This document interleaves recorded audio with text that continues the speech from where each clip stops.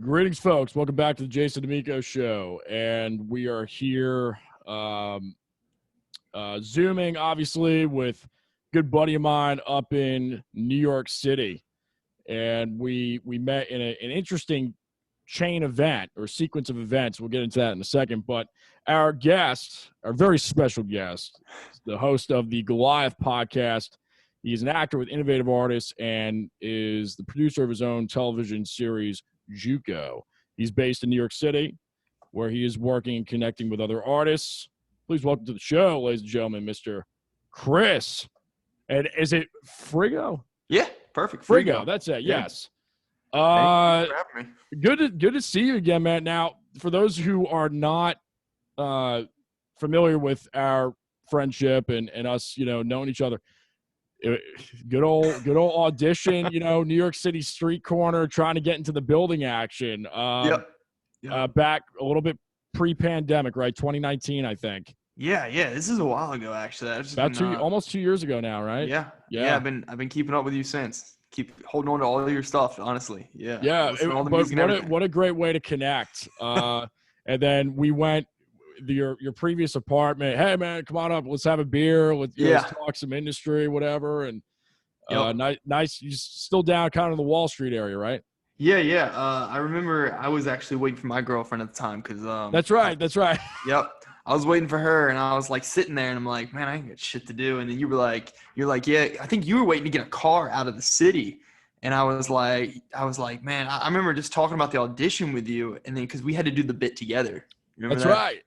Yeah, they made us do a little improv scene together. And then so we left and I was like, yeah, I'm just going to have a beer. I literally lived behind the place. So Wall Street audition, which I haven't done too many down here. So that was like one of those rare few. But yeah, it's a good time though. Well, let's get into it, man. We know a little bit about each other from that in-person conversation. Really enjoyed it. And then, staying kind of like Instagram DM pals and text pals and whatever. But would love to hear your beginning stages on how you got into the industry. I know you started from the Southeast or South, almost kind of like West to a certain degree. Would love to just hear kind of how you got into it. Good deal. All right. So great. Once again, thanks for having me. Yeah, man. Start there with gratitude first. Absolutely. Lead with gratitude. But yeah, so I was born in New Orleans. Moved over to Mississippi. My mother is from Mississippi. My father is New Orleans, born and raised, city of jazz. And so go over to Mississippi, raised there, played football my entire life, all the way up till college. Studied broadcast communications. So I get my degree from Ole Miss, and I'm immediately done with football. And I'm kind of like, losing all this lineman weight. I was like 320 pounds. I don't know if you could believe it. Wait. Yeah. Wait, what? Yeah. I probably should put that in the bio as well. No. Wait a minute. Dude, you got to send me some pictures. I'll show you the photos. How tall are you? Like 6'2", 6'3"? Yeah. I'm about 6'2". And so, dude, funny story, actually. If we're going to go there with this, I'll tell you. No, we got it. I would have never guessed in a million years, man. We got to go there. Yeah. So kind of oddball how it ended up because, literally, I was probably the truest form of a Southern football player. Holy I was crap. Eating anything that you put in my face, like quite literally 9 meals a day. So I don't, yeah, it's crazy. It's nuts. So out of school, I went straight to this place called University of Louisiana Lafayette, the Raging Cajuns. Fun place. Went there for like a year to like kind of learn college football on that level. Got offered us another scholarship at a junior college, which is kind of like the in-between before going to the next level. Yeah. I go to junior college. I get up to like 300 pounds. Then I get more offers for Division I football, like Troy, Navy, all over. Just were you trying to go to NFL?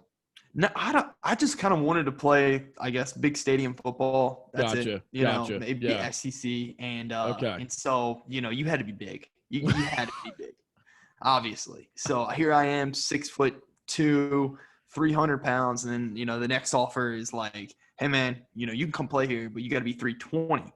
So I'm like, all right, I can gain another 15 to 20 pounds. So I go to sign with this school called UAB, University of Alabama, Birmingham, which plays Alabama yearly. They're a great football program. It just so happens the 1 year. This is how weird. I took this as a sign of God, though. So I get up to 320, and the coach this coach calls a meeting with the players, and like this mom randomly calls my house and calls and gets on the phone with my parents, and is like, this random mom, like, you got to imagine. She's like, hey, I'm seeing online that your sons are signing with this program, and that's great. Congratulations. Plot twist, they're canceling UAB. They're going to just do away with the program. I mean, this is Division I football program. Yeah, Right. huge school. So I was going there to study. Great school, actually. So she was like giving her a heads up? Heads up. Just straight up called her house. Cold called us. So me and my brother, like, we're like laughing. We're like, no, there's no way. We already committed, whatever. Get online. They literally cut the program while we're like signing. I kid you not. Not even joking. Wow. So, Ole Miss calls my brother, and they're like, hey, like, we still want you to come play football here at Ole Miss. Bring your brother with you. Let's have y'all here. So immediately I'm like, this is weird. Like, this is very strange that happened during this point in my life where, like, I'm like transitioning to the next stage. Yeah. I go see my doctor like that same week, and I get on the phone with him, and he's like calling me, and he's like, hey man, we got some of your, like, test work back, whatever.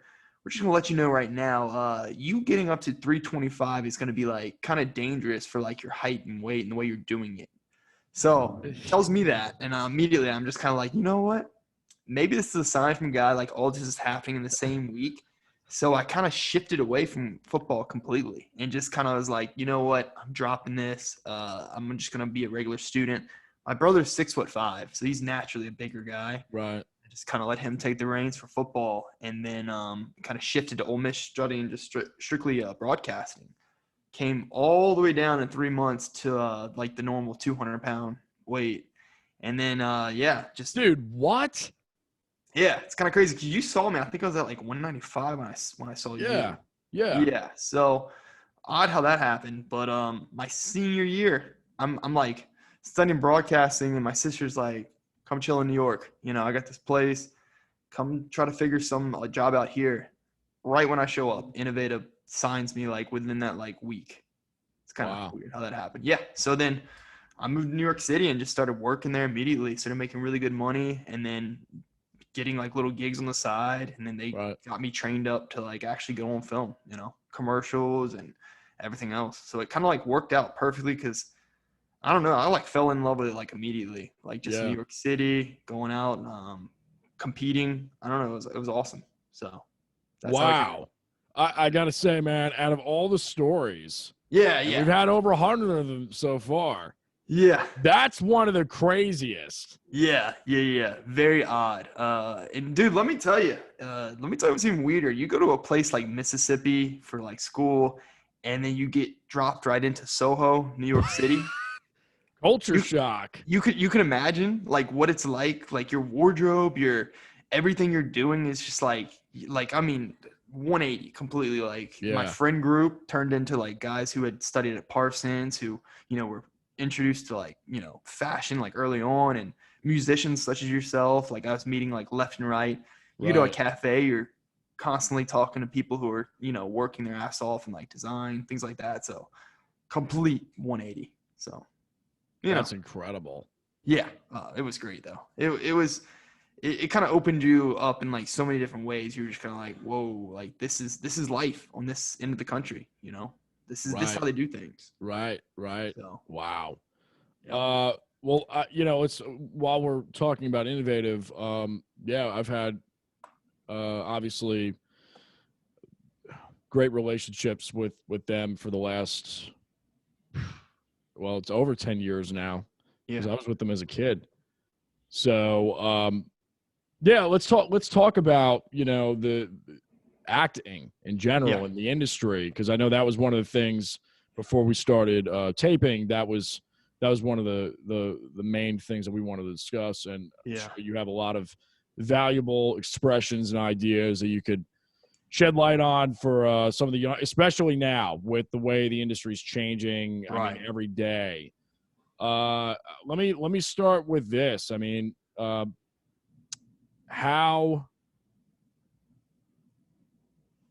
what is the biggest difference you think now compared to pre-pandemic? The biggest difference from I mean, I'm specifically going to talk on television, film, Sure. and commercial. Sure. So outside of that, you're talking like, Broadway, stage, things like that. I could Right. not tell you anything that's going on. I have friends who work in stage, and it's tough, but as you know, Broadway's kind of shut down right now. But Right. when it comes to television, film, and commercial acting, as we know it today in New York City, it's a lot of this, what you and I are doing right now. All of the auditions for the last 8 months that I've done have been some sort of Zoom chat type of ordeal where they let you sit in a frame and wait for your turn. And then Right. when the screen's thrown to you, they bubble you in. You can kind of like see other guys looking just like you in a lot of different ways, like floating around, and then they just call your name and boom, you've popped in, So Have you been on any in-person auditions up there since? Not one.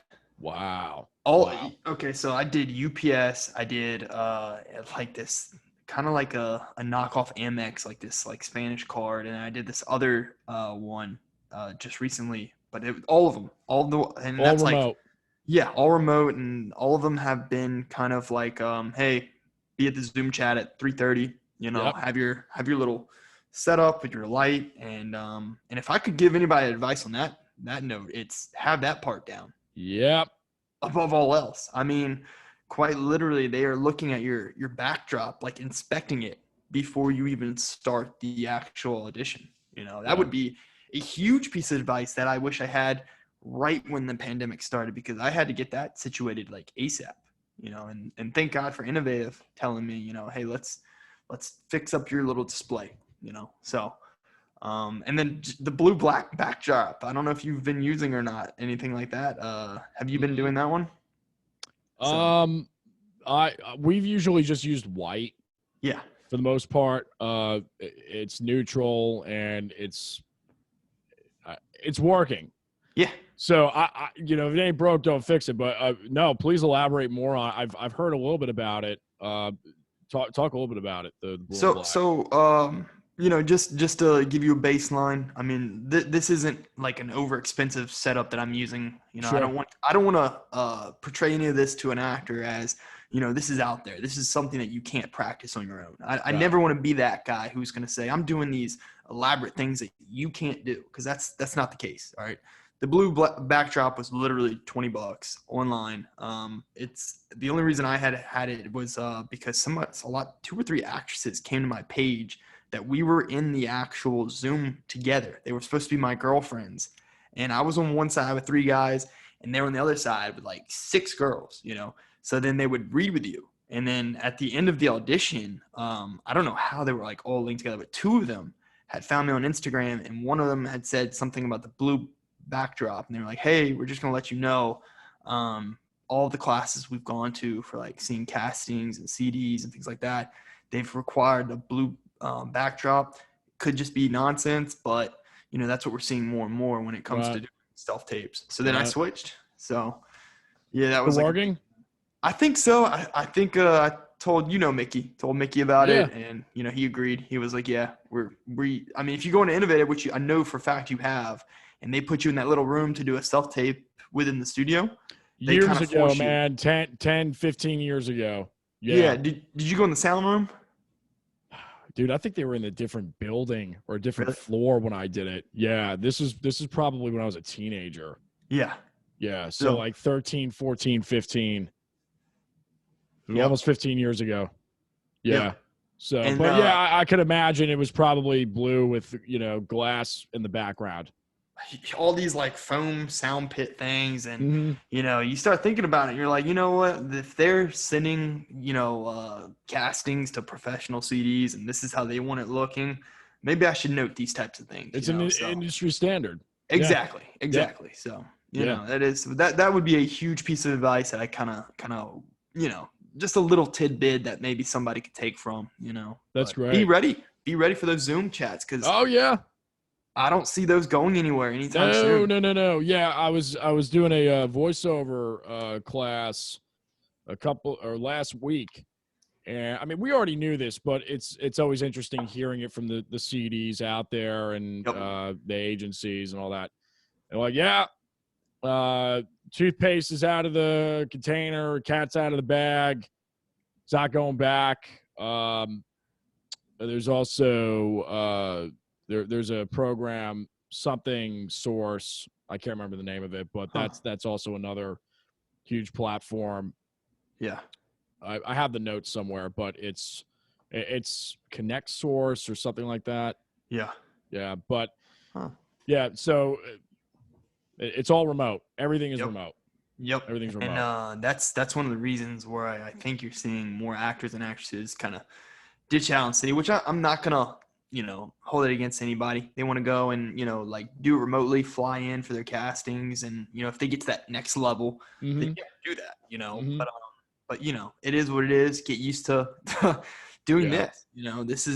This is going to be kind of like the future of casting, I think, for the next few months at least, maybe the next year. I don't know. So well, let's talk about the auditioning process then. I'd love to get your take on it. I've got a buddy of mine that was on the show actually a few days ago, and he's out in LA, and we were talking about, whenever we have a fellow actor on or actress, I love getting their take on the audition process because it's a completely different skill set.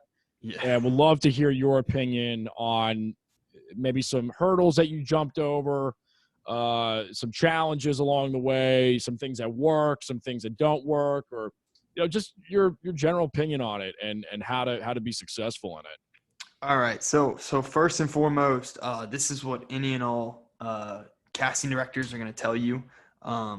If you like those classes that you've been to, that I've gone to as well, first and foremost, you need to know the material that they're giving you back and forth. I mean, that's quite literally the best piece of information you're going to get.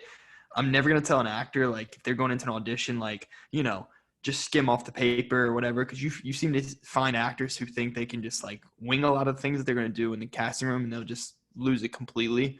But the baseline for commercial acting, I mean, even like film work, television, all that stuff you're going to do, if you don't know the material they're going to give you, they will immediately toss your page. Like, they're just going to avoid it. So that would be the baseline. Spend all of your time knowing it to the point where, if your line was, I hate you, you could say, I hate you in 9 ways till Sunday. You know what I'm saying? Like, know that back and forth. That needs to be the baseline for going forward. Once you have that down, I would say, definitely setting up that Zoom chat to where you don't look like an idiot and you're doing it into your bathroom. Obviously have some, professionalism, because I've been in the chat room with a guy in the corner who, I could see he was in his bathroom and he's just in there for sound quality, I guess, or something. I don't know what his technique was, but yeah, guy was in his bathroom doing a video chat. And then, so I would say that those two things just out of the gate, knowing what that material is back and forth, to where when you go in there, you've got an idea for what you're getting yourself into, and they will test you on it like 6 or 7 times. And if they give you direction, run with that 120%.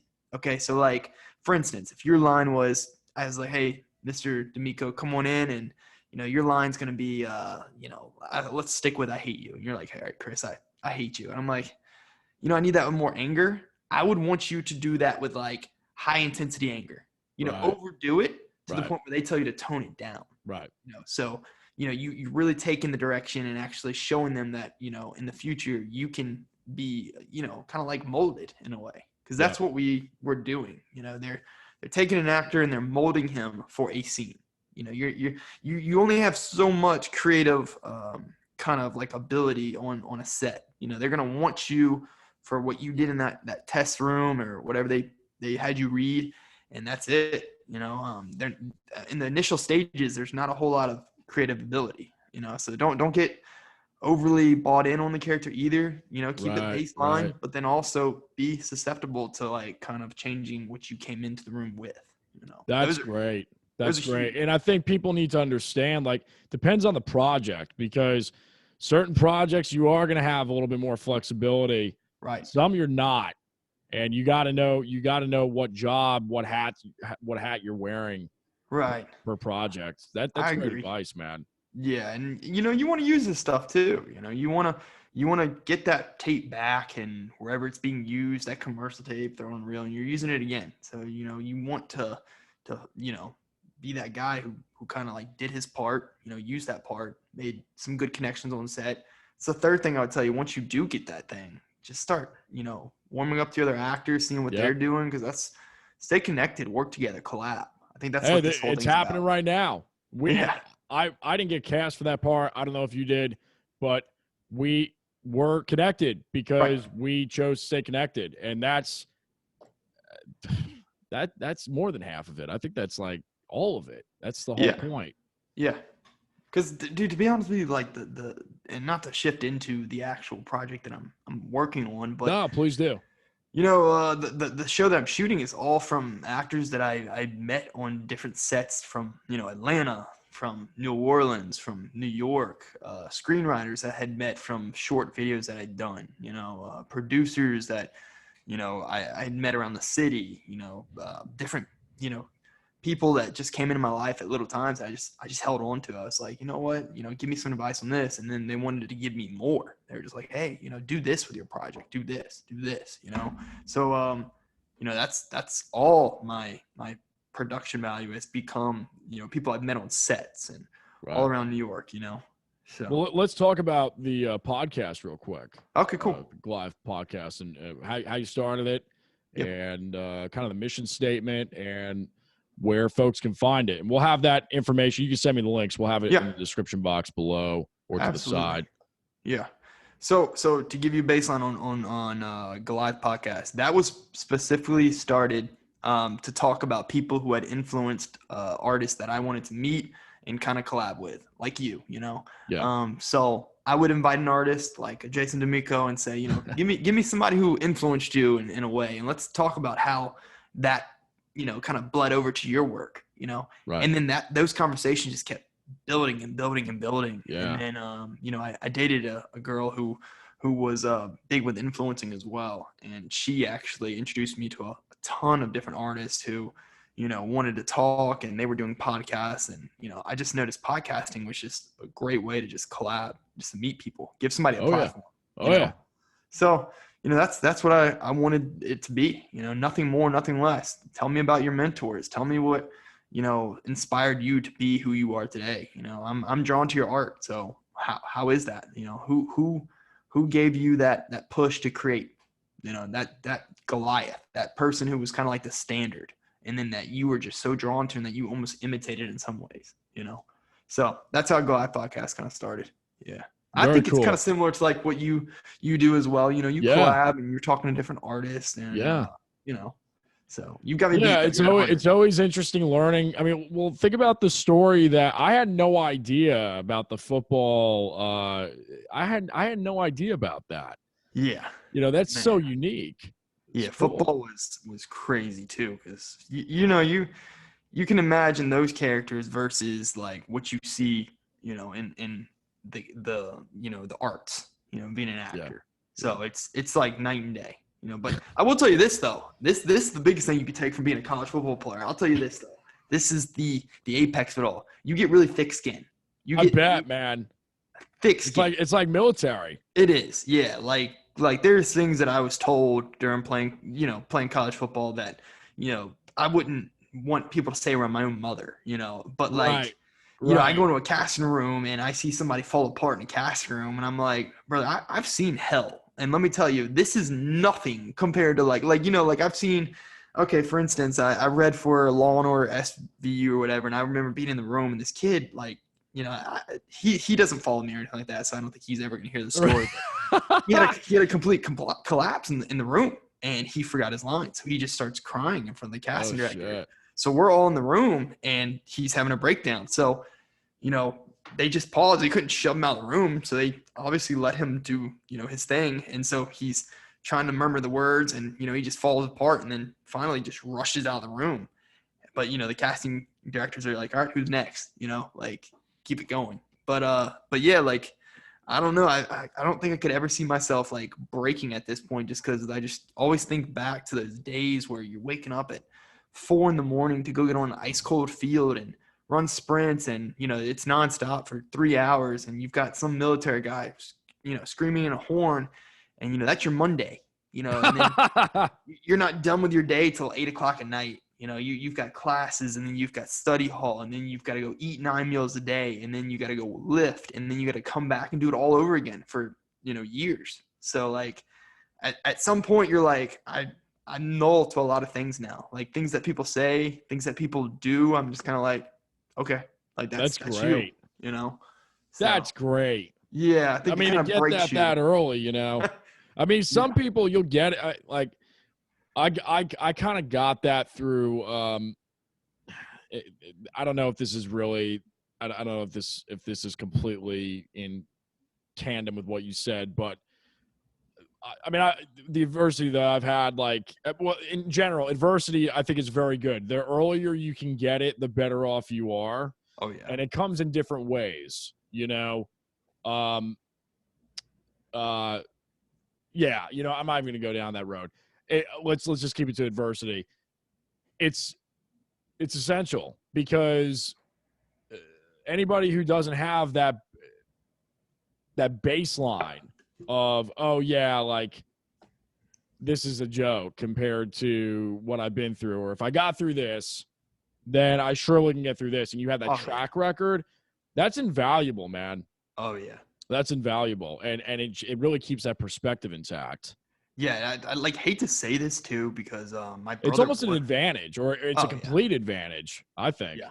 Oh, definitely, dude. And look, like that first year, you can Google him if you want. There's this man, and he literally is like I have guys I play football with who are gonna know his name. They're gonna twitch a little bit, because he was a nightmare. His name was Rusty Witt, and if you Google him, there's photo shows up of him literally taking a man's helmet and breaking, kind of like scratching his skull on it, bleeding during a football game. He was like a psycho, but he was a Green Beret. So everything you did during the training course was Green Beret style, like literally military. You put a gas mask on, and you would go climb stadiums when it was like, in Lafayette, Louisiana, it's 120 degrees humidity. God. So you would have people like falling out, just throwing up on themselves and just passing out, and like, trainers would run in with ice baths, and you would see people just dropping like flies. Like, and we're not talking about, passing out to have a nice little nap. We're talking about like borderline heat stroke, Right. So, and this is during the same time where 2-a-days had just been scratched off of being borderline illegal. You can't do 2-a-days anymore because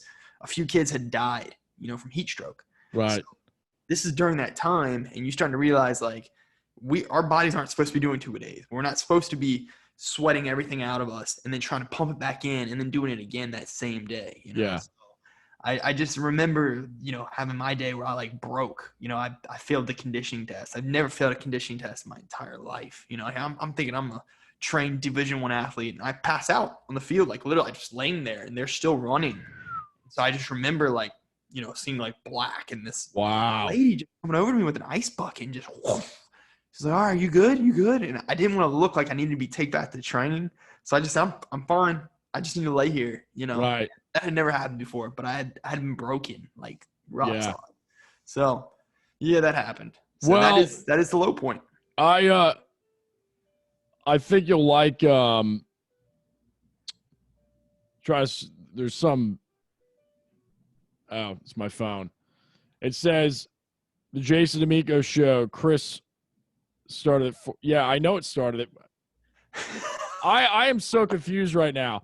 I thought, when I booked this, I think I still thought you were at Central Time for some reason. Yeah. I think you and I, that's the first thing we got screwed up on, that Eastern Time and what. Yeah, but my phone's like making noises, and I'm on the podcast with him right now. Like, why? Anyway, so that's hilarious. With that background, I think you'll really like Dan Pena's material then. Oh yeah. So I'm going to send it to you, because he was a Ranger. So he was a Ranger before he made his wealth. Yeah. You're going to enjoy that. And look, just to say this, like these Ranger guys, okay, like, and I'm not. If you're in the military and you're listening to this is nothing against you. Greatest people in the world, okay. But when I say there was something a little bit like, okay, for instance, he would tell stories of his Green Beret days about when he was broken. Okay, like as in like what the military did to break you to become a Green Beret. They have to do it. Exactly. They've got to do it. So his story was about how when you sign to be Green Beret training, when you go to do it, they're allowed to break 2 bones in your body. Legally, they're allowed to break 2 bones in your body. So he had guys to where, they would do like, I guess they would go through like, training sessions, and they would get attacked by other, Green Beret sergeants, and they would be beaten. Like, I mean, just rocked them, and they would break their jaws, and they would like yank out teeth and stuff and like test them in different ways, So like he would tell us stories about how he was going to try to break us without being like pretty much like, get in trouble, so we would take these logs and, you would hike them up hills, and it was just hot the entire time. Right. But by the time you play football though, nothing was, right. I mean, it's a tough. joke. Yeah, at that point. Yeah. And, once I got into JUCO, I got more offers. He just made me tougher. And then, it got bigger, and things just became easier from there. Like the conditioning test in my next school was like a joke. Like I was like, we're going to run 10 110s and squat. This is all I have to do. That's fine. I'll do that. I've been through hell. So. Wow. Yeah. So you trained with him for a little bit, or he was leading the training at one point for you. Yeah, he was my man. To be honest with you, that was your freshman year. I just started thinking about that. It makes you cringe a little bit because you're being introduced to college football. So like at 18. Yep. Yeah. Yeah. So, wow. And now I'm an actor. What a story, man. Yeah. It's different, No, so. It's really different. It's very interesting. Well, let's talk about JUCO, the TV series that you're working on as a producer and as a creative mind behind it. We were talking about it a little bit before, and what is the vision for it?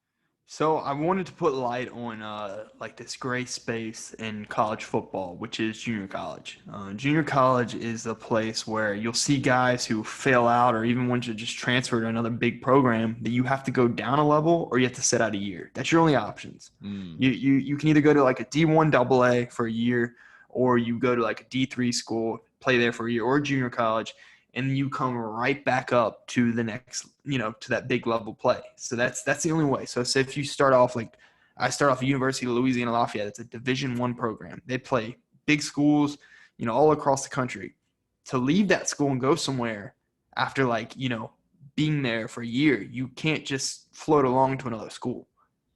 They won't let you. It's very strange, but like they're like, you got to go down a level. So you either sit a year and train at a school, or you go down to a junior college and you pretty much sit there and just train and play a little football, and then you go right back to the next stage, So I wanted to write a show about the different characters that you see at this little gray space that is junior college. It's a very interesting place because you've got high school kids and you've got Division I program players who possibly could sign with Alabama, mixing in with people who, are just there for shits and gigs, It's a very different band of kind of like men that you would normally see on like a football field.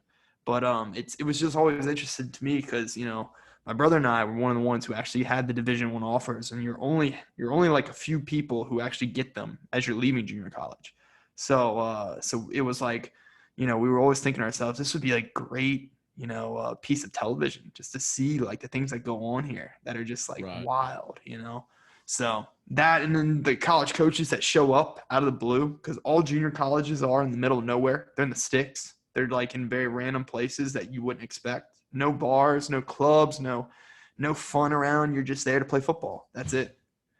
So we immediately thought to ourselves, dude, we gotta ride around this. We gotta do something with this. And I wanted the producing credit. Like I want to kind of start making my own stuff anyway. Didn't want to do that for years now. Since I was like 22, I've been wanting to produce my own stuff. And so that was the first one that I created. And so it's right now it's in the works. So we're actually about to go do test shoots actually in the next week. So very cool. Yep. That's cool. That. Oh yeah. Film real quick. Anything you want to talk about specifically regarding film? I know that TV commercial work is kind of your wheelhouse, and Yeah. innovative for sure is very, very commercial oriented. Yeah. But Yeah. yeah, just film, any projects that you've enjoyed working on, or future projects perhaps. Yeah, like I would love to be in more television film stuff, but those, even when things were great, they're very scarce that they're Right. like casting leads for like brand new TV shows. So like that's what I was kind of leaning into when I was telling you about things that you should know as an actor. Those specifically are, if you get an opportunity to be on a television or film studio, kind of like a project or whatever, and you get to go interview. That's what I'm kind of like leaning into when I tell you to learn it back and forth, because Right. those even when you watch like the Golden Globes or any of those shows where they talk about their experiences becoming actors or switching over to doing those bigger projects, it's very finite, and there's always a ton of people who are competing with you in those rooms, and that's kind of like the edge that I wanted to compete with other kids who were in New York and who had been studying here in California their entire lives, because I didn't have that. I came up from Ole Miss, and I had to learn on the go. So, that's what I wanted. I wanted to compete with the kids who were auditioning for the bigger project. So, my only advice for that is, if you get the opportunity, I mean, just the little bit of the foot in the door to where you get in the room to compete, don't ruin that, because Right. that's such a blessing, one, that you get Yeah. to do that. Yeah. I mean, you got to think about the kids who will never get that opportunity, who will never get the chance to compete in that or even have the guts to do it. So that's the biggest thing. Lead that with gratitude first and foremost. And then don't screw it up. Try to know it back and forth. Understand the characters. Like, understand your scene to the point where you're not just saying the words. Like, if you have a good understanding of kind of like the motives of the characters and where your scene's heading, the trajectory of your scene, that's a huge thing. Then I think then I'll make your audition pop. The fact that you actually took the time to like understand it, not just read it. So that's huge. That's big time.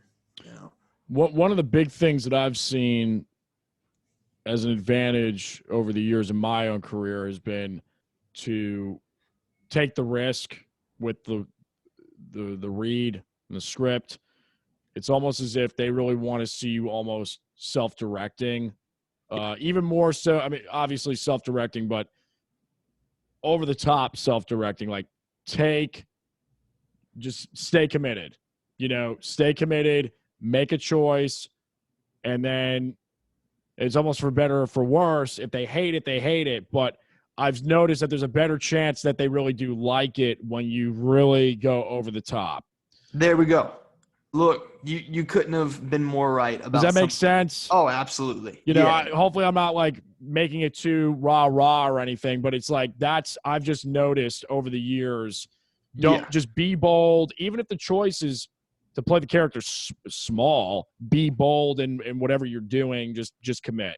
Yeah, and just for your audience, it's for the sake that they understand what you're saying. Yeah, sure. And let me just try to tell them, because look, you're an actor. You get sometimes we got to realize it's a big concept, and it takes years to really get that to engage. Right. You're exactly right. And look, like, we all want to bring something to the table when it comes to these things that you kind of you're picked. Like, they say, okay, Jason was different for this reason. Majority of the time, it's because you made that decision to go with what you thought the direction of the scene was going.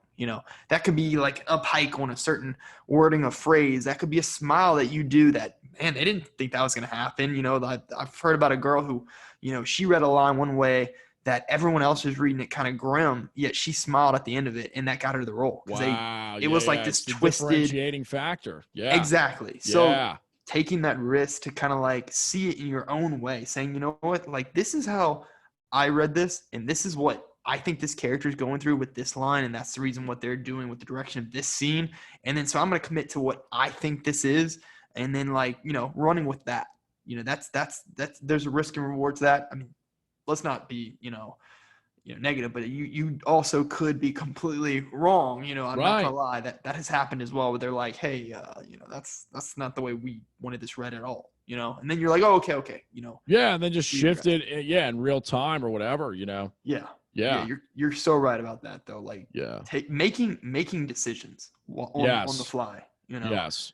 and be ready for that random copy to show up when you're going in there, when they get tired of seeing it done 100,000 times the wrong way, and they send a CD out to say, hey guys, just gonna let y'all know on phrase 3, we don't want this to be shouted at us.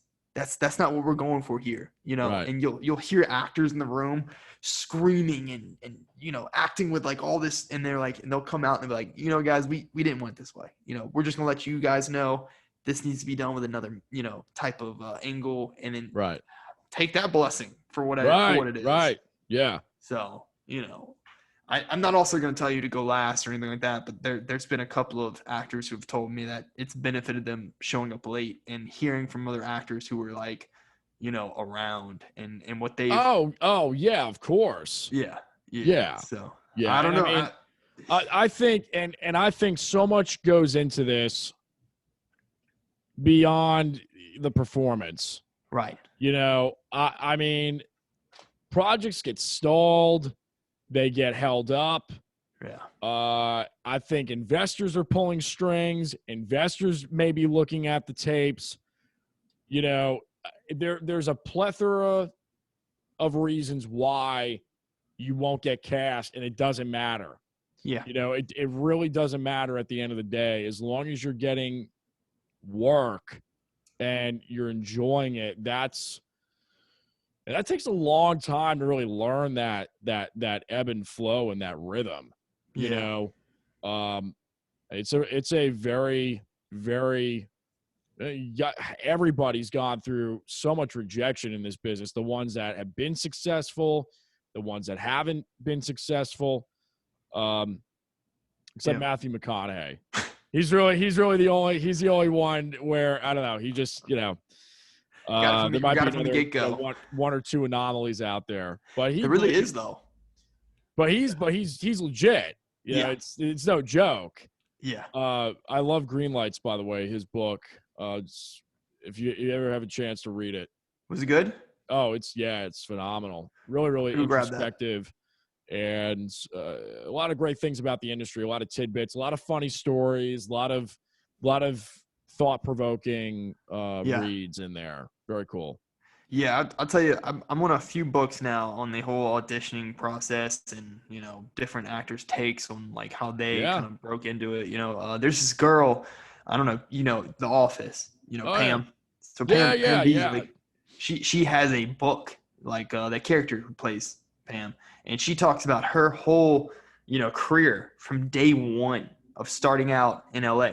Like, I'm talking like she goes through, headshots and how her one headshot made a difference versus the other headshots that she had done. And moves forward onto, SAG union versus non-union and, LA versus New York and how she got her SAG card. And, really like in depth shows like how she came along with The Office and the amount of time that she put in. Cause, sometimes we got to remind ourselves that this is a career. You can't just do this one day and say, I did 2 years of that, didn't work out, acting wasn't for me. That's the majority of people you meet. I can't tell you how many people have come to New York and, they don't want to work another job. They just want to be an actor. And it's like, buddy, like, this thing doesn't normally hit off like day one. You got to work at this craft, and there's a whole, song and dance to what I was just telling you, auditioning and getting an agent and working with that agent and, your resume. And I mean, there is a whole line of things that have to line up for you to,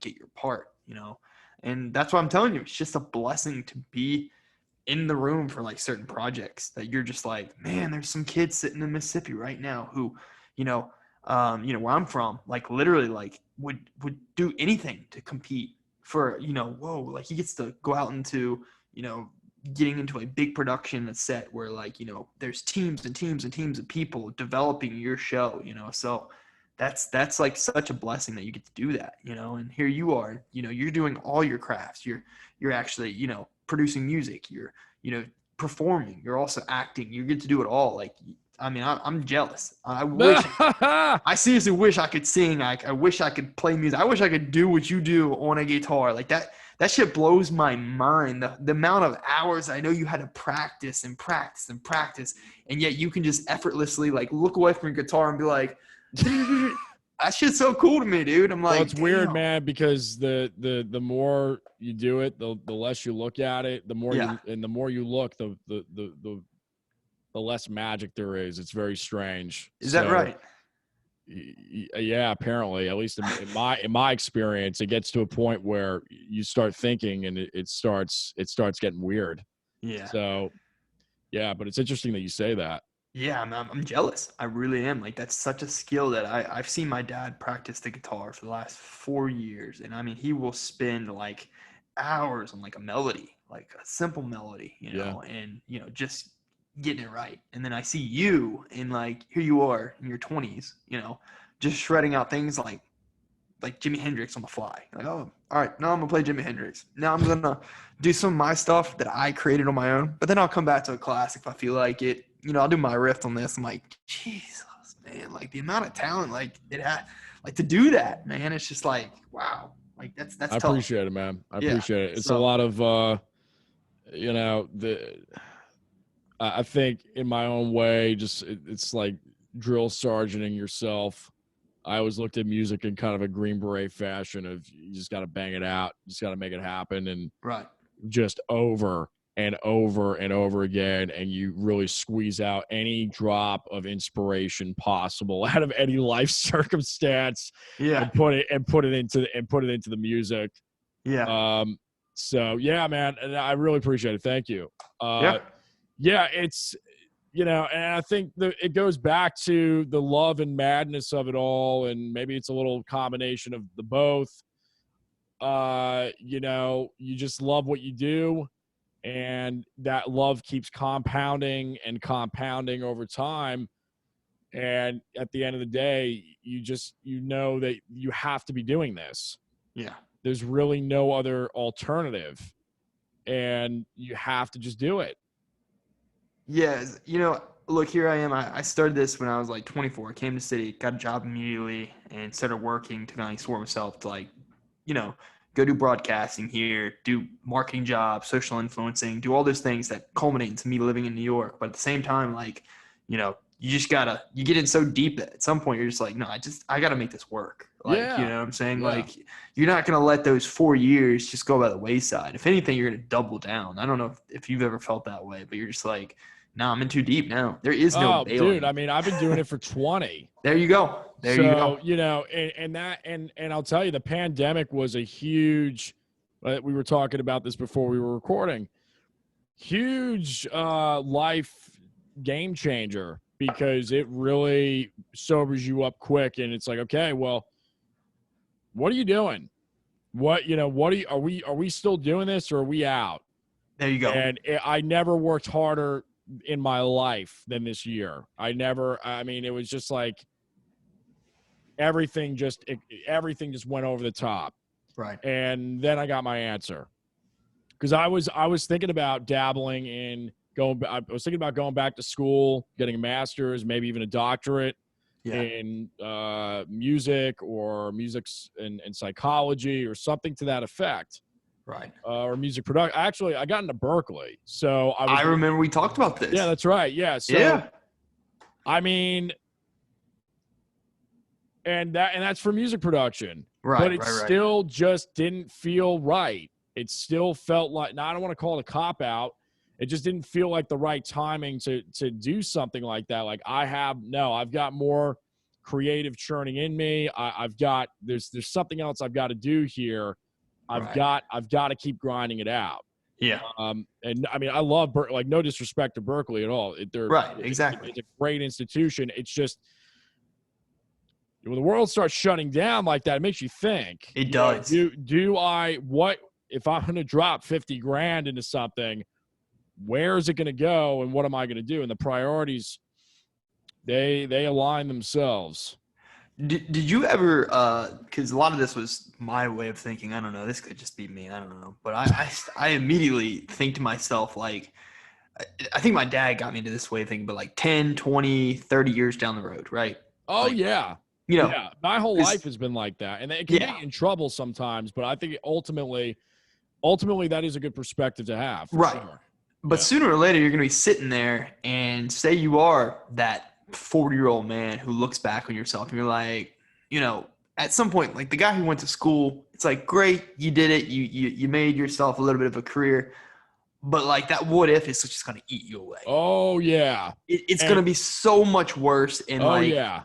I haven't had that yet. Like I haven't had that one day where I was like, oh, what if I haven't had that yet? And I have a feeling, like, because I'm still fighting for something. Thank God, man. Yeah. Me neither. And I mean, of course, there's like little things, right? But you find out later that they're actually kind of petty, right? Or the love for the craft, which is at least in my life, the love for the craft superseded or it was an oversight above anything else. So it was always everything went towards that, right? As far as chilling or hanging or I can't believe I'm going to say this, but I am. I was just talking about the other day, it came up in conversation, but I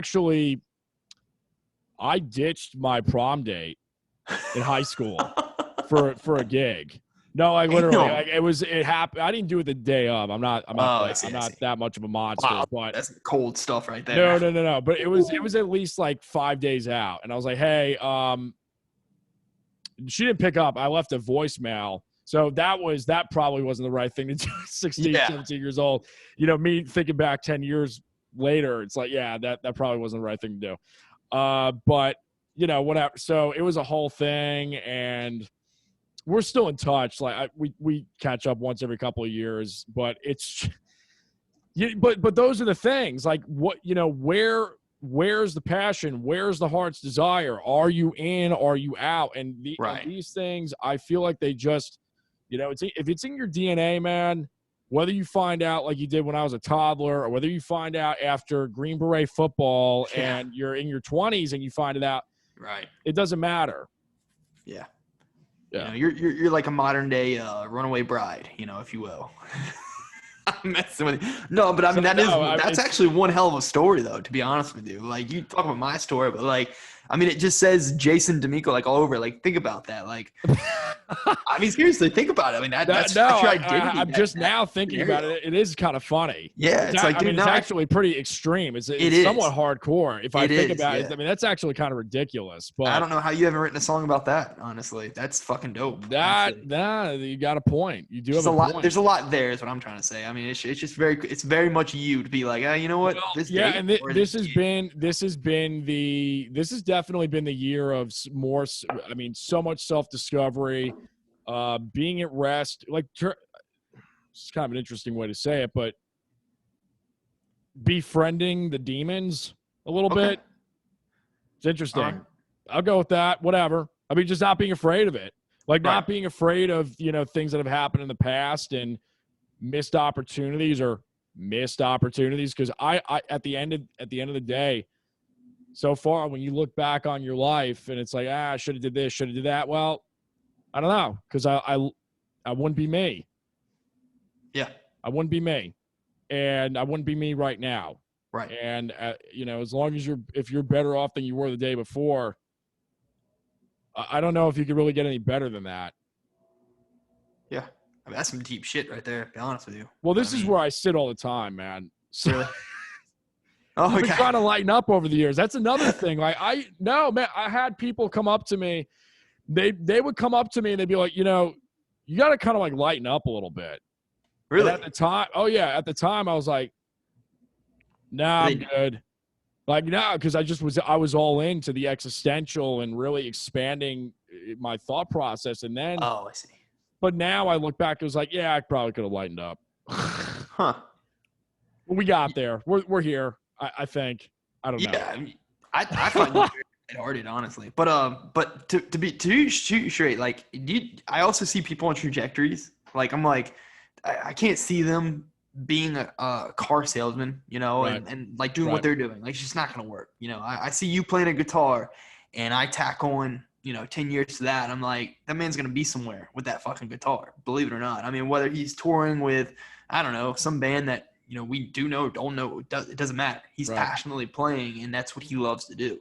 So You look, like I said, 10, 20, 30 years down the road, and you are that man who's standing there and you're like, yeah, am I sitting there being the guy who's going to be just full of that what if in his head nonstop? Maybe I have a beautiful wife and a kid. Cool, great, awesome. But at the same time, like, you got one life to live, and that one thing you're passionate about that you can't stop thinking about is going to be sitting on your mind now. And that's not going to just go away. You being involved in your music and the way you play, passionately practicing to where no one's around and you're playing, that's not just going to drop. That's just not going to just go by the wayside. Meaning, if you're not doing this, you're going to be thinking about it. And that's just going to keep compounding. And I think that feeling is going to be 10 times worse than the feeling of, making a few sacrifices in the next 10 years to achieve that goal. Right. Missing that prom date, Right. So, and it just in big picture, it just shows the commitment. Exactly. And, but you question it. You question your sanity. You will question your sanity at times, many times. But I think anybody who really has done that. Yeah. I think it's normal. But how quickly all the bullshit goes to the wayside when you do make it. All those people who were like Jason was playing that guitar all the time. It's like somebody catches that guy saying, well, Jason's on tour right now. He's doing what he loves. Yeah. And that's all he does now. He doesn't worry about the bullshit that you're worrying about, that 9 to 5. He's not worried about, all those other things that you co-signed for. He's traveling with the one thing that he loves to do in life, with other people who are passionate about what they do in life. What is better than that ebb and flow of like doing what you love and getting paid to do it, man? Fuck. Getting paid to it gives me chills just talking about it. Literally, because it's almost like you feel a little guilty. I hate to say it, but you listen to the Gary V's out there. He uses the guilt as drive, which I think is a beautiful way of looking at it. It's like, I get paid to do what I love to do, so I'm going to do it 10 times better than anybody else because it's a gift. So I'm going to give it 110% every single time. Yeah. No, this is a great conversation, man. I haven't even looked at my notes in the last 20 minutes because this is just. Well, sooner or later, it's good to think in that way. Like, I don't see Jason Damico as like you today. I never did. I see videos of you and I'm like, oh man, he's gonna be great. He's gonna be fucking great. Like, dude, like that's why I see people. Like, I see my brother cooking in the kitchen, and I see what he's doing. I'm like, dude, he's gonna be great. He's gonna be great at what he does. He's gonna be great. There could be some things that need to be cleaned up. For all I know, there could be somebody listening to your riff not the same way I do, and he's like, yeah, maybe he needs to clean up this scale a little bit. That's fine. Cool. He's practicing though. Right. Tack on more practice. Cool. That gets straightened out. Give it a few more years. Somebody sitting there listening, going, "Fuck it. This is some shit. This guy is playing better than the last 20 guys that we've seen on the road coming to North Carolina." You never know. I got to ask you this then. I'm hearing really great optimism out of you, and I always have, but I'm hearing even more now. It's a really great attribute, and I've been diving into it myself, especially the last year. Yeah. Really pushing optimism. Cleaning up, auditing, thought processes, what comes out of my mouth, all of it. Really, really trying to do cleanup. Yeah. And I'm just curious where maybe it's a spirituality sense. I'm not sure for you, but would love to hear your thoughts on it, on positivity, optimism, gratitude. Where do those values come from? Was it more of a self-discipline thing or family? Yeah, I think I got more positive around my dad. My dad had broke kid, grew up in New Orleans, and then made a life for himself. But I would say it's good to practice gratitude, man. That's what I'm hearing. I listen to Gary Vee as well. I listen to Lewis Howes. I listen to all these guys who kind of like, kind of made their little, way into, finding their career path and doing what they love and getting paid to do it. That means a lot. But, they all talk about gratitude like over and over again. Sooner or later, at some point, you're going to sit there and be like, I don't know if this happens to you, this happens to me. I'll be like, man, fuck, I suck today. You'll be down on yourself, Yeah. Oh, yeah. But then you flip it and you're like, but then again, there's some positives to who I am as a man, and obviously you have 100 of them just around you. You do things that, not a lot of people can do, whether you like it or not. And those are good things to cling on to be honest with you. Like at the end of the day, when you walk out of your house, you're like, I've got XYZ going for me. You can't take that from me, and it's good to have those things like, gratitude daily. I mean, they could be shit. I remember for a full week, I was grateful for my bed. No, I'm dead serious. I went home and stayed at my parents' place for like a weekend, and I got back to, living, in New York, and I was in my bed, and I was just like, holy shit. Like this bed, man. Like, damn, like who's got a bed like this, But I don't know. A little bit of gratitude each day does not hurt at all. And dude, you've just got a lot of it. You've got a lot of things going for you. So I don't see why not. So, I appreciate it. There you go. And likewise, right back at you. Trying. There's definitely a reason why we met. Yeah. For sure. Obviously. Yeah. On that random, and I came in out of town for that audition. I think that was like was that a callback? Yeah, you did come into town I think you got called in I think we both got called in by Mickey Sherry, because that's the guy because he works with you directly. Great guy, honestly. But he works with you directly. I work with him through my head guy, which is not Mickey, Ori. And so he put me with Mickey, and he was like, hey, keep in touch with Mickey every now and again, check in, whatever. Out of the blue, he sent me that. And I just remember it was like, man, this is right behind my house. Like I'm gonna head over there right now. And then you were standing there. So yeah, I remember that whole experience. Cold, whatever, November day, windy Wall Street. Wall Street, man. Yeah. It's it's freezing here. I don't know how it is in North Carolina. It is. Cold. This has been the coldest winter as far as consistently. Absolutely, coldest winter. Yeah, it's cold, man. And look, tomorrow's supposed to be 50 degrees. So once again, gratitude. Well, let me ask you this: future plans for you. What do you got coming up? We've talked about JUCO. We've talked about the podcast. Anything else in the works? Any 5-10 years down the road? What are we thinking? So after I do, look, I'm not gonna lie to you. I'd give it 3 months, and I'm wrapping JUCO. I literally, that's one of those like passion and purpose, little projects where I'm gonna drill it into being done. Like I'm planning on pitching that in the next 3 months, obviously, because right after that, I'm shooting another show which follows college tailgating, and that's more of like travel television, which is something also that I'm randomly passionate about. I don't know where it came from.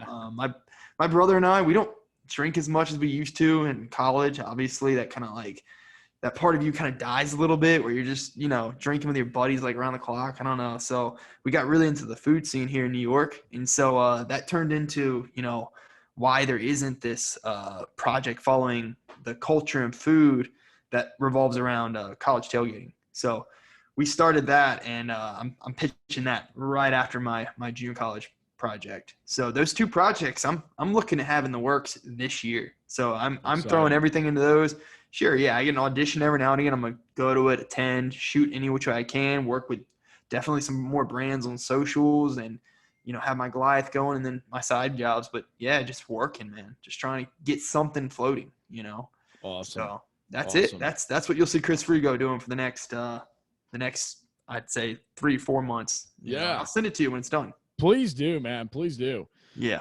I've got a fun little thing that we like to do here called a shootout. All right. And I'll say a word that's industry related to the guest, and you just say a word or phrase back, off the top of your head. That's interesting. That's interesting. No judgment zone. I love whatever this. happens. All right. Cool. Script. Reads. Producing. Producing. Fuck. That's all. What, like, just right off the top, producing, lights and camera. That's what I think about. Cool. Lighting. Showtime. You know, I thought a blue wall now. Oh. That's all. Now that's going to be plaguing me. It's going to be haunting me. Oh man. Acting. Nerves. That's what I think about sometimes. The acting, just like straight up nerves before going on. Yeah, man. You know, and real quick, actually, yeah. Let's talk about that for a second. Any self remedies? Anything? Any advice? I mean, look, I've been doing this for well over a decade. I mean, 20 years. I started as a very, very young person. Still deal with it. So, I mean, anything on your end as far as advice?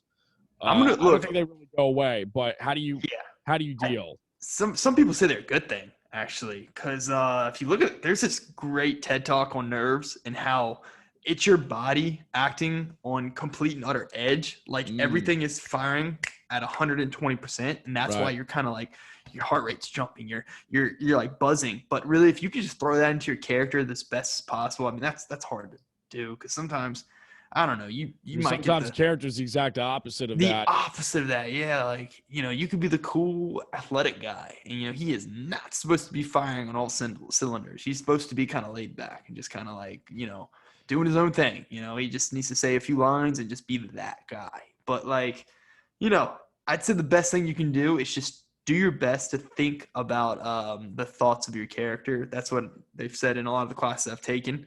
So, interesting. Being in that mindset. That's cool. I like that. That. Yeah. So, and look, to be honest with you too, it's getting a lot easier because we're not in the room anymore. So, I mean, now if you've got a way to calm yourself in your own little setup, do that. Play to your strengths now. We're not really in the room anymore. Take your clothes off, run around right before that Zoom call. Get comfortable in that Zoom room. Wear that shirt that you wear. It's only headshot, right? Yeah. Get real. Go. Find a way to find that comfort zone and bring it to the casting room that is yours now. So that's great. Commercial.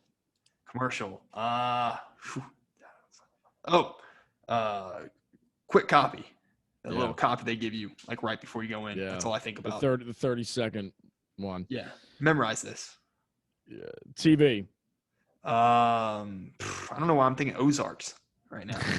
Great show. That's a new one, right? I mean, that's been out for a year or 2 years now. Yeah. I mean, there's some controversy there because they cut it off randomly. They just stopped it, and people were like, "Wait, what? This show is amazing." And then now it's coming back. I guess I don't know.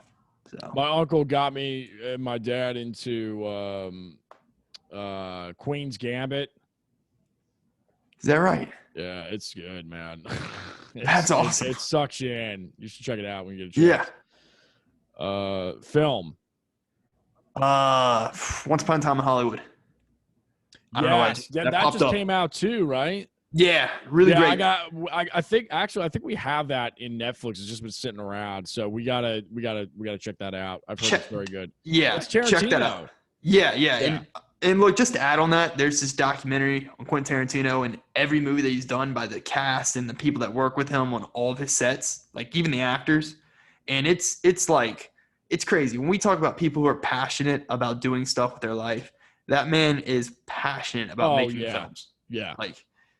So that's good to see too from an actor standpoint as well, because they talk about working with him, what it's like to be on set with him, what type of person he is, how real he is with everything he does, just no filter. Oh yeah. Yeah. So that's a good one. It's called QT8, the first 8. Really good. Right. Well, because this was his 9th film, correct? Yeah. So they do it on the first 8 that he did, and then obviously, once upon a time. Right. Well, I mean, have you seen all of his? Every single one of them. Okay, I still haven't seen all of them, but I'm a big Tarantino fan. I think Hateful Eight is still my favorite. Okay, interesting. I mean, I love Pulp Fiction. It's obviously classic, but I mean, Hateful Eight was just just complete soup to nuts. The way it was shot, how they used that giant ratio of film, and just brutally in the middle of, Civil War, like all the different depths of characters and plot lines. It's just really, like just talking about it now, I want to go see it again. Yeah. So good. So good. I think you would really, really, especially because you're an actor, because it takes, it's the backstory of an actor. Once Upon a Time in Hollywood. Right. I mean, I think really when you watch it, you're going to be like, oh, thank God I watched that. Like you're going to be, it's one of those movies that you're going to immediately want to watch maybe 2 or 3 more times. I've seen it 7 times. That's next on the list. Oh yeah. That's definitely next on the list. Right down your highway. Cause talking about the actual industry, talking about, him reading lines, and like shooting scenes around like other actors who are on set, behind the set. It's great. It's really, really good, actually. Awesome. Yeah. Podcast. Jason Damico. I think that's the first time, man. Yeah, that's there cool. you go. That's awesome. Well, podcast doesn't really come up because we out of the guests that we've had on, maybe 2 or 3 of them have podcasts out of the 110 at this point. Yeah. So and you're one of them. Wow. But that's the first time that that's come up, so that's pretty cool. Yeah. There you go. I appreciate it. New York City. Buildings, tall buildings that make you feel so small. Yeah, love it. I'll add one more here that before the last one. Football. Rusty Witt. Yeah, that's it, man. Yeah. All right, last one, most important. Pizza. Pizza. Okay, Prince Street Pizza over in my first apartment I lived in New York City was with my sister in Soho, New York City. Like quite literally like quintessential fashion industry, right down the street. Actually, Lil Yachty, the rapper, right? Heard of him. Yeah, he's just this random rapper, and he actually, the pizza's so good he bought the place for like a solid like 2 weeks to do a promo there. Yeah. Promoted his album by just putting his name, Lil Yachty's Pizza, took it over and was just made his own boxes and T-shirts, and that's where he promoted his album. That's actually interesting. Yeah, fun little story on that place, but really good pizza. Yeah, they have a place called a pizza slice. It's called Palermo slice, and I've never had this before, but it's really Italian. It's like a specific slice of pizza where they Palmero, I think. Palmero, yeah. Yeah, and they like shred up like onions and butter and all this stuff, and they lay it on top of the pizza and they grill it. It's crazy. Out of this world, right? Yeah. Mouth watering now. But yeah, it's awesome, man. I got one more question for you that I ask everybody at the end, which is, if you could go back in time to your 15-year-old self, knowing what you know now, what'd you tell him? Strap in. Yeah. Strap in. Strap in before Rusty gets to you. Strap the fuck in. Yeah, like I look, literally, I think about that all the time, actually, like going back before like any of this shit. Bumpy fucking ride to be like, strap in, son. Like say you had like a kid or whatever, and like he was to do exactly what you did. Yeah. It's almost like you would be like, you know what, man, like for me, I don't know about you, but I would literally just be like, pin the ears back, strap in, and just keep on going, son. Like, just keep on going, Yeah. Because of many of days where, you'd be sitting there, you just be like, man, this is shitty. This is not. This is not go to it's almost like go to medical school or something. Just, right. Please don't do what I've done. But obviously, this is it's the greatest thing in the world. Yeah. I mean, it's a total shit show. But it's the greatest thing in the world. I mean, literally, who gets to do this? Not many people. No, dude. No. I mean, honestly, like right now, I'm thinking about specifically a conversation I had when I went home, and I remember telling a kid that, like, I don't have the wife, the kid on the way, the fucking, car or anything like that right now, but like, I'm doing this. And he was like, wait, what are you doing? I was like, I'm acting, I'm going to cast rooms. He's like, man, that's some shit. And I'm like, that is some shit, isn't it? Like, yeah, that's what I'm doing. I'm just acting in New York, and working, doing campaigns and shit. And he's like, all right, cool. So it's different. It's you got to know who you are. You got to know that inner value system. And it's funny, man. I'll be a little candid here for a second, and before we wrap up, I've been, quick story. So my buddy gets a car, and he's had a lot of cars. He's a mechanic, but he gets a nice Beamer, and I was like, hey man, nice car. He shows up to one of my shows, drives up. I was just curious, like, what's your monthly on this? He's like, I don't know, it's like $230. I'm like, $230 for a luxury BMW. Yeah, it's used, like 2014, yada yada yada. We put like a couple grand down on it, blah blah blah. And dude, I mean, 27. This is the first time. I mean, the light bulb went off in my head. Oh, like I could just go like buy a nice car if I wanted to. I'm still flabbergasted by it. I mean, this is the fifth time I've probably told this story in the last 2 weeks. Yeah. And every time I say, it's like I just still can't believe. And it goes back to what we were saying before. Where's the passion? Right. Where are your pursuits going? And then I realized, okay, well, it's all in these 2 rooms over here in gear. That's where it is. I mean, it's in 1,200 square feet worth of gear. So, it's just. Dude, look, I know exactly what you're talking about. You know what I mean? What I mean?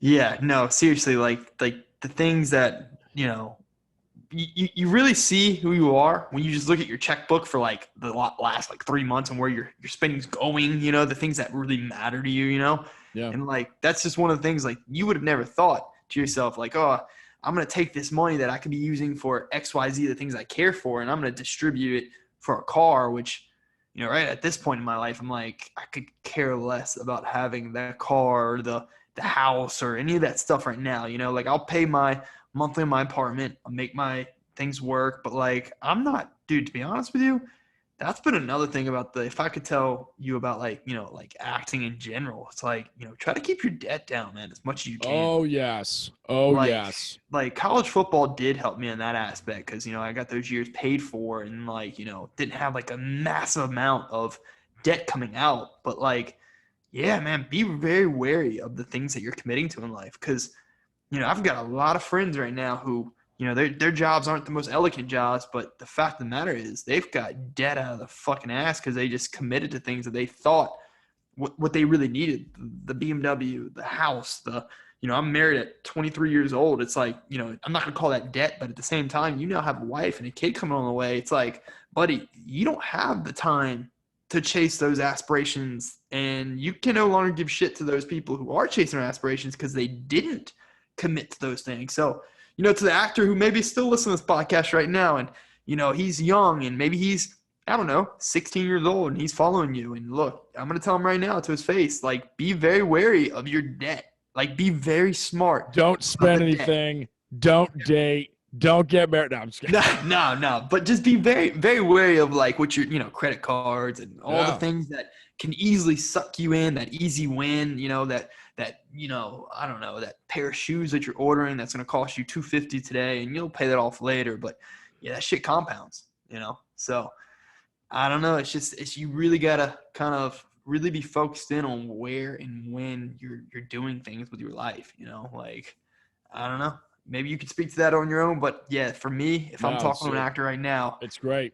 That's one of those things you should definitely keep an eye on is how you're spending your time, your money, your side gigs. And can you, like one of the things with the job that I set myself up with is that, I book out my hours, meaning commercial shows up. I need to go shoot in New Orleans or Austin or Miami or whatever it happens. I don't know.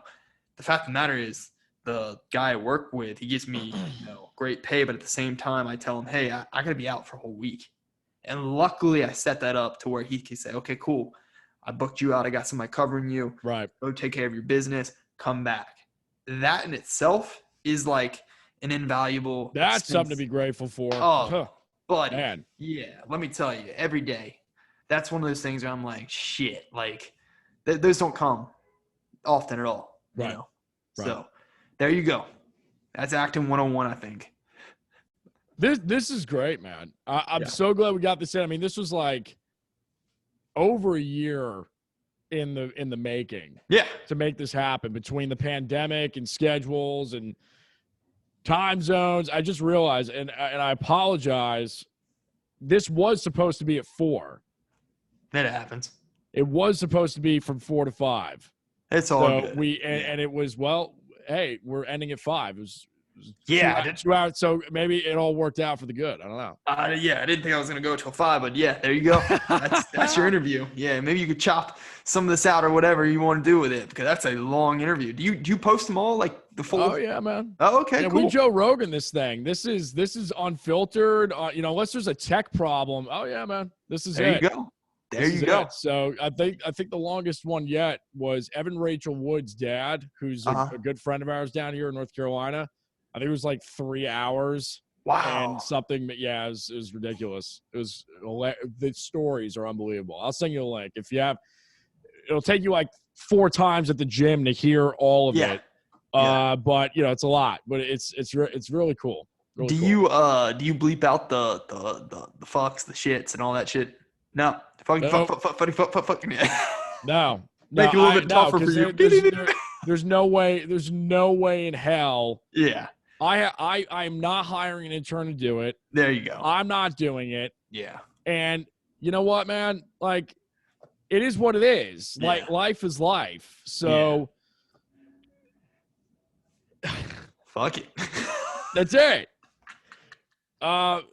So your social handles, walk everybody through that. Again, we're gonna have it in the description box. For those that are driving or whatever, can't write it down right now. Yeah, look, you can go find me. You type in Chris Frigo, Frigo on IG. My name will pop up. I'm the only one in there. I think there's an F between that, but Chris Frigo on IG, and then you'll find everything you want from there. I mean, I'm sure there's like a link tree on there or whatever else. But like all the campaigns I've done, even links to like some of the commercial stuff I've done, and then so you could find me on there if you want. Goliath Podcast with Chris Frigo, easy to find. It's also linked on there. So just find me on IG. I'm big on IG. I like using it. I think it's very helpful for, like you said, like that's what you and I do. We DM people. We ask them if we get some of their time, and shit, it works. I mean, you and I talk more on the DM than we do through text. That's right. Hilarious. That's right. I just thought about that actually. Yeah. So I'm always in different people's DMs being like, can I get 12 minutes of your time for an interview?